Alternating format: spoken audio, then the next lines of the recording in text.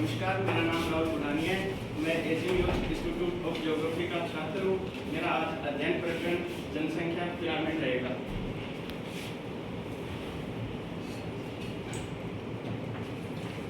जनसंख्या पिरामिड। जनसंख्या पिरामिड में महत्वपूर्ण बिंदु रहेंगे। प्रथम है पिरामिड की आकृति। पिरामिड की आकृति और दूसरा रहेगा जननांगी कारक। जननांगी कारकों की दशाओं का। और तीसरा रहेगा आर्थिक दशाओं का। और चौथा रहेगा सामाजिक कारकों का।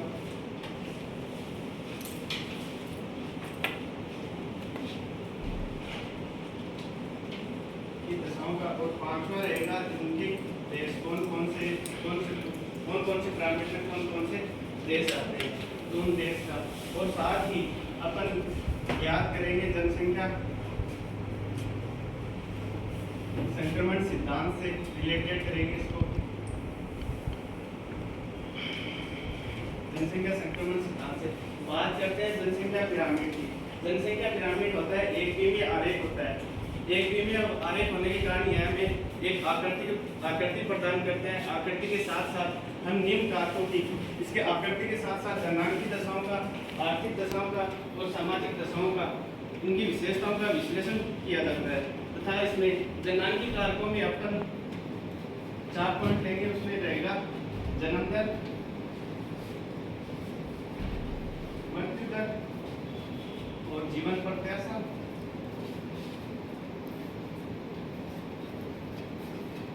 जीवन प्रत्याशा तथा आयु संरचना।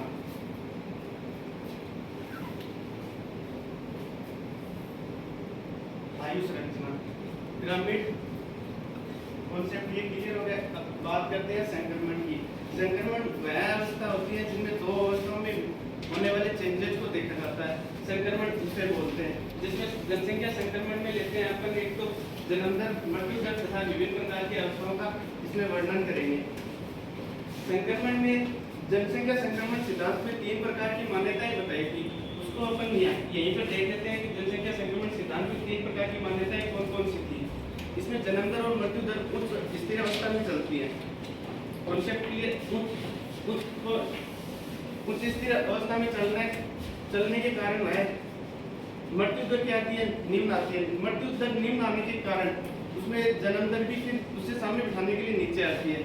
तथा उसका तीसरी मान्यता थी कि जननांगी दशाओं, आर्थिक दशाओं और सामाजिक कारकों की दिशाओं में होने वाले परिवर्तन, इन परिवर्तनों को अपन देखते हैं कि उसमें कृषि समाज, औद्योगिक समाज, नागरिक समाज और प्रौद्योगिक समाज में जनसांख्यिकी कारकों में होने वाले परिवर्तनों को देखते हैं।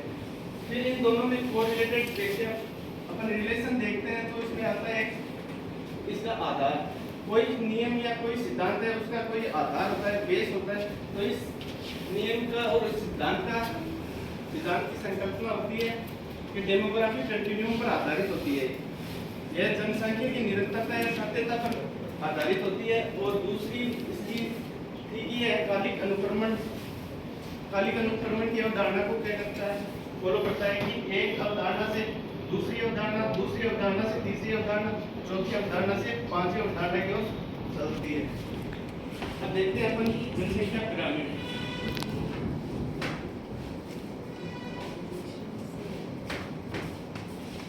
प्रथम जनसंख्या पिरामिड में प्रथम पिरामिड की आकृति रहेगी अपनी। इसका आधार तो रहेगा चौड़ा और शीर्ष रहेगा संकीर्ण, इसमें तो बाल वर्ग लेंगे। बाल वर्ग में रहेगा 0 से 14 वर्ष की आयु। ये ब्रॉड है जो कि 14 वर्ष से 65 वर्ष के मध्य यानी युवा वर्ग की आती है। इसमें 2 प्रकार की होती है, एक तो प्रजननशीलता को और एक लेते हैं कार्यशील जनसंख्या। और इसमें आता है वृद्ध वर्ग। वृद्ध वर्ग आता है 65 वर्ष से अधिक।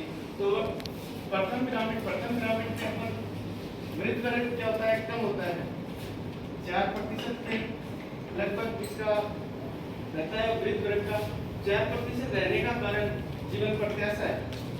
जीवन प्रत्याशा यहाँ की क्या होती है, निम्न होते हैं। निम्न रहने का कारण रहता है इसकी चिकित्सा सुविधाएं बेहतर नहीं होती और स्वास्थ्य सुविधाएं क्या नहीं होती, बेहतर नहीं होती। और यहाँ रहता है बाल रंग रहता है 40% से 50% के मध्य। 40% और 50% के मध्य रहने का कारण जन्म दर और मृत्यु दर है। जन्म दर इसमें जन्मांकी कारक हो गया। और फिर लेते हैं आर्थिक दशाओं में। आर्थिक दशाओं में इसमें परंपरागत समाज होता है, रूढ़िगत समाज होता है और जीवन निर्वाह कृषि की जाती है।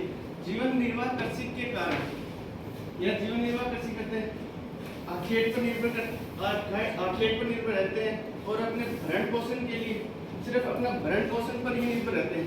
या खेत की तकनीक भी इनकी आधुनिक नहीं होती है। यह परंपरागत जो अपने पूर्वजों से सीखते हैं, जैसे लकड़ी का नुकीलापन होना, उसे या खेत की क्रिया संपन्न करते हैं। और इसमें प्रति व्यक्ति आय भी निम्न होती है। प्रति व्यक्ति आय निम्न होने का कारण कोई मुद्रा का चलन नहीं होता। यह व्यापार भी करते हैं या फिर उनका व्यापार भी कॉन्सेप्ट होता है, तो वस्तुओं का लेन देन का ही रहता है और उत्पादकता का स्तर भी इतना बेहतर नहीं होता। अब देखते हैं सामाजिक कारक। सामाजिक कारकों में अपन लेते हैं इसके सामाजिक आवरण। सामाजिक आवरण में लेते हैं इनके सदस्यों की संख्या इतनी ज़्यादा रहती है और लालन पालन का खर्चा कम आता है सदस्यों की संख्या अधिक रहने के कारण। और सामाजिक जो परिवेश होता है, जो रीति रिवाज होते हैं और जो रूढ़िगत अवधारणाओं से जुड़े हुए रहते हैं, वो सर्वाधिक रहते हैं। इसमें निम्न देश आते हैं जो कि अफ्रीका से रिलेटेड है। इसमें प्रथम तो जैसे केन्या है, नाइजीरिया है, सोमालिया है, युगांडा है, इत्यादि देश इसमें इस पिरामिड में आते हैं। अब लेते हैं अपन दूसरा पिरामिड। दूसरा पिरामिड वो इसी आकृति का रहता है। इसकी जो शीर्ष भाग है, जो वृत्त आयु है, उसका थोड़ा कॉन्सेप्ट चेंज होता है और ये त्रिभुजाकार आकृति में चला जाता है। इस तरह त्रिभुजाकार में चला गया तथा जन्म दर और मृत्यु दर दोनों क्या रहती है। इसमें जन्म दर और ये बाल दर सेम रहता है। सेम रहने का कारण जनसंख्या संक्रमण की जो मान्यताएं थी वही है, जिसमें क्या रहता है कि जन्म दर तो क्या रहती है वही की वही रहता है और मृत्यु दर क्या चली जाती है, नीचे की ओर चली जाती है, जिसमें वृद्धि में बढ़ती होने लगती है 0 से 8%। यह 40 से 50% के मध्य पहुंच जाता है। त्रिभुजाकार रहता है तथा इसमें अपन जन्म दर और मृत्यु दर को देखते हैं तो जन्म दर बीआर और बीआर तो ऊंची रहती है तथा डीआर क्या आने लगती है, नीचे की ओर आने लगती है। तो इसमें बीआर और डीआर दोनों क्या रहती है,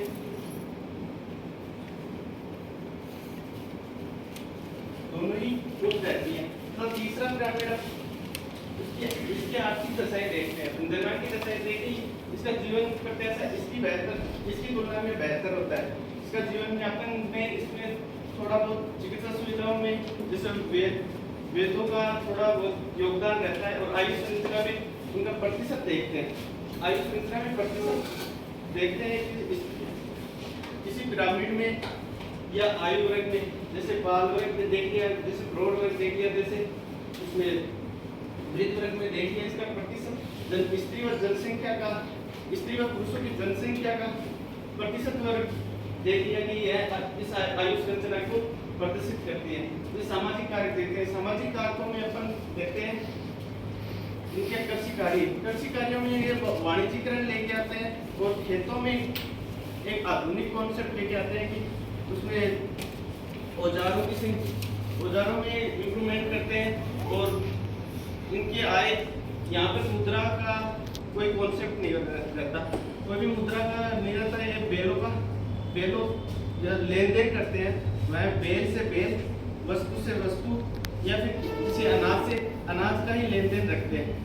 और प्रति व्यक्ति आय भी क्या रहती है, निम्न ही रहती है। तो इसका सामाजिक कॉन्सेप्ट देखते हैं। तो सामाजिक कॉन्सेप्ट में इस सामाजिक कारकों की दशाओं में होने वाले इसमें इसकी तुलना में कम थोड़ा रूढ़िवादिता आती है। सामाजिक प्रथाएं थोड़ी कम होती है, लेकिन त्योहारों की संख्या हो गई वह सबसे ज़्यादा होती है। महिलाओं की स्थिति इन दोनों पिरामिडों में थोड़ी थोड़ी नहीं बहुत ज़्यादा कमज़ोर रहती है। उसमें महिलाओं का ससुराल पक्ष और पियर पक्ष में कोई महत्व नहीं दिया जाता था, उनको बस चूल्हे चौके तक ही रखा जाता था। यहाँ तक कि बाहर का जो था वो खेतों का वह संयुक्त परिवार होने के कारण पुरुष वर्ग के खेतों का वह संभालते थे।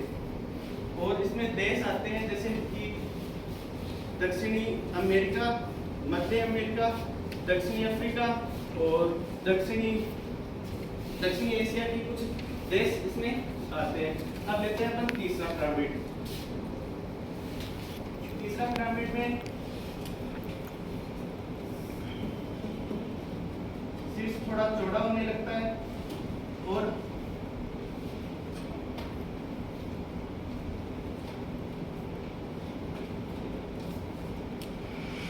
इसका आधार भी थोड़ा सकड़ा होने लगता है। शीर्ष भाग क्या होने लगता है, चौड़ा होने लगता है। इसका प्रतिशत अंक देखते हैं अपन 8 से 12% के मध्य तथा यह बाल वर्ग में देखते हैं प्रतिशत वर्ग तो 30 से 35% के मध्य होता है। यह जनसंख्या संक्रमण की अवस्था में देखते हैं तो इसमें पीआर और डीआर जन्म दर और मृत्यु दर क्या आने लगती है, नीचे आने लगती है। इन दोनों की तुलना में थोड़ा ही कम आती है और डीआर नीचे आई जाती है। इन दोनों पिरामिडों को देखकर जनसंख्या संक्रमण सिद्धांत में इन दोनों पिरामिडों को देखकर कार्ल सेक्स मोदे ने बताया कि संक्रमण की दूसरी और तीसरी अवस्था जनसंख्या विस्फोट की अवस्था है। इन दोनों का कारण जन्म दर और मृत्यु दर में पर्याप्त अंतर होने के कारण इसको जनसंख्या विस्फोट का रूप दिया गया। इसमें जननांगी कारकों में हो ही गया और आर्थिक कारक इसका आर्थिक दशाओं में देखते हैं तो ये कृषि कार्य करते हैं, ये तो जीवन निर्वाह कृषि करते हैं, कृषि कार्यों